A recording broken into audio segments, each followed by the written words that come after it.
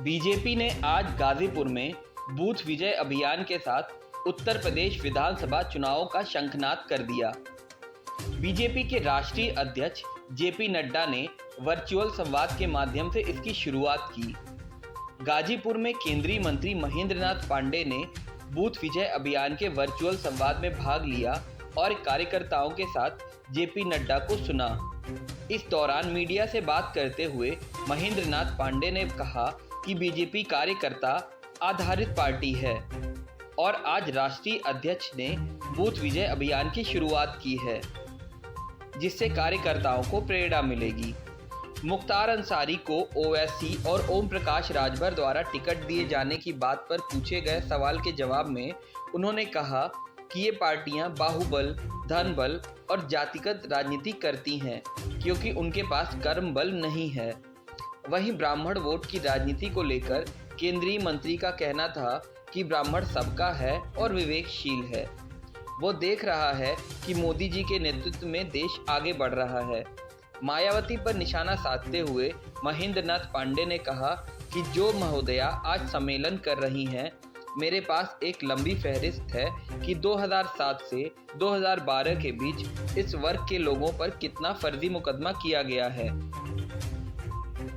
ब्राह्मण सहित सभी जातियां मोदी जी के साथ है और ये वो हताश निराश पार्टियां हैं जिनको कोई राह नहीं सूझ रही है। इनके पास समाज को दिखाने के लिए कोई मॉडल नहीं है, इसलिए ये इधर उधर की बातें कर रहे हैं।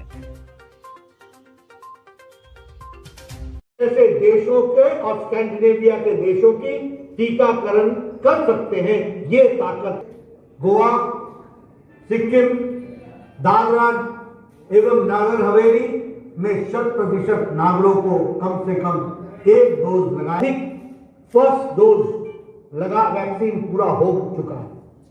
संख्या 7 करोड़ और सेकेंड डोज लेने वालों की संख्या 1 करोड़ 36 लाख से अधिक है। देश में आज के लिए काम कर रहे हैं तो ब्राह्मण सहित सारा समाज उनके साथ खड़ा है।